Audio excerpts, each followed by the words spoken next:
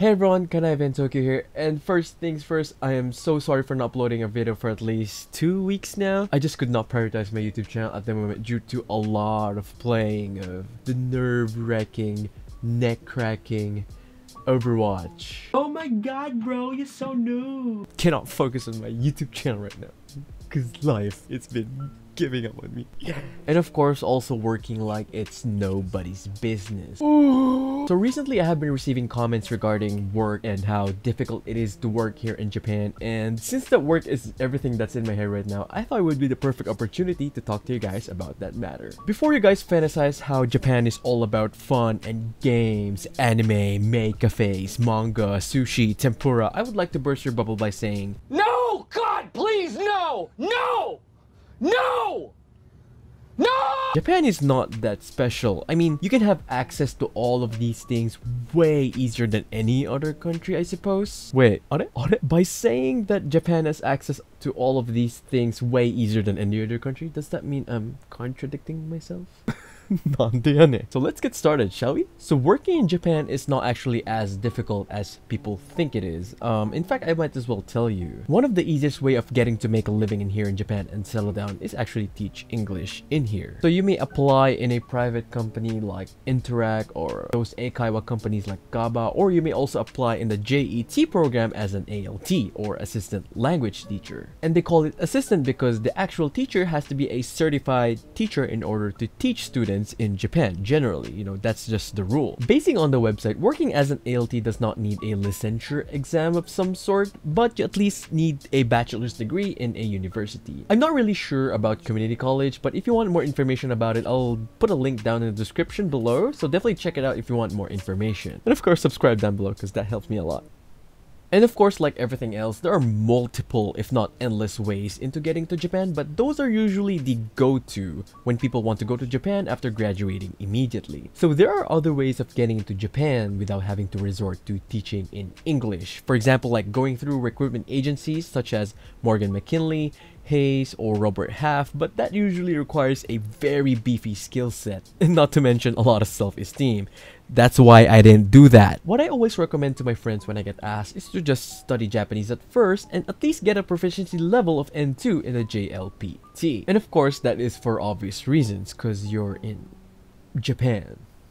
So searching through job listings in Japanese will actually help you out a lot, because don't forget that you are in Japan. Japanese is the language that you want to speak if you want work that's actually scalable in the foreseeable future. I mean, unless you do code, because everyone needs coders.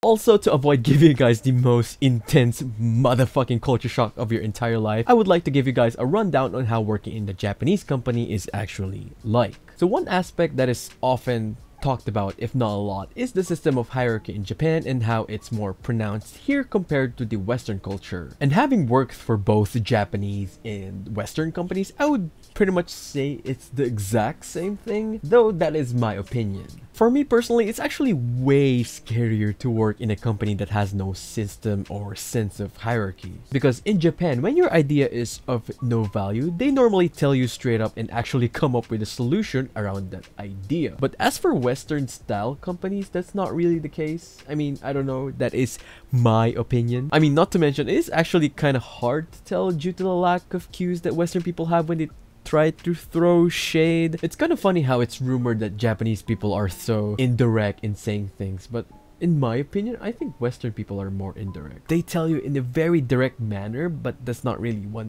they mean. I mean, not sarcasm or anything, but I think it's just the idea of throwing shade in Japan and with the Western culture is really different.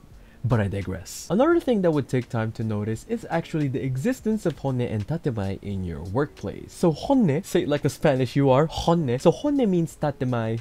Honne means tatemae.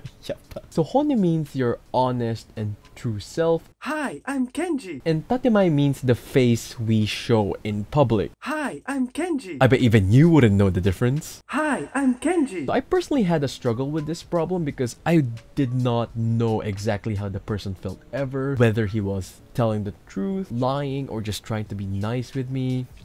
I don't know. And also, this is the reason why I never hang out with my workmates, because you would never know if they're being the real them or they're just pretending who they are, and that really gets annoying when you grow some attachment towards your workmates. Hi, I'm Kenji. But of course, this is my opinion and my personal experiences in life. But if you have an experience in life that you want to share to me, leave it in the comment section down below. I will definitely read them and reply as much as I can. So if you have made it this far into the video, thank you guys so much for watching, and like this video to show me some love. And in return, I'll do a Q&A session just after this outro to show you some love, just to get up and personal with you guys. Ladies. And I'll see you guys in the next video. Bye!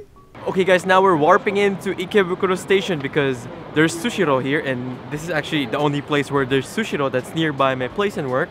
But since I'm waiting for my friends first, we're gonna answer some questions from the comments on YouTube. Okay, starting off with the first question coming from Mr. Jake Bakadisas.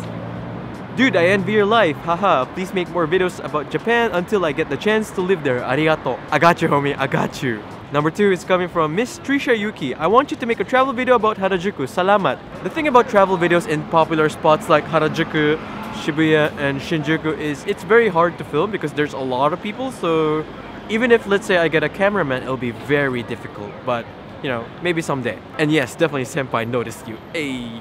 Okay, next question. It's coming from my workmate Michael. So Michael, if you're watching this, man. Hey Kenji, you look much handsome in front of camera. Ha ha ha ha. Also, you're quite funny in the video compared to real life. Good job, buddy. I'm glad you liked it, bro. And I'm sorry I'm too funny on camera. But here's the thing, this is why I love videos, you know. You get to be the personality that you want to be. Not necessarily the original you, but something that, you know, the ideal you basically. And that's a good thing. Okay, let's actually have the last question because my friends are coming soon. So, okay, our last comment is coming from Robert the Gardener. Sweetheart, please ease up with the profanity. You're far too good looking to need to resort to such low profile. Okay, not just because you swear doesn't mean that you are low profile, you know? I know a lot of smart people who actually curse, so I don't think that's a thing. But yes, I'll try to make my show as family friendly as possible. I'm sorry if you're offended, but I respect your opinion. But then again, you know, I'm me. But I still respect your opinion, and thank you so much for your insight.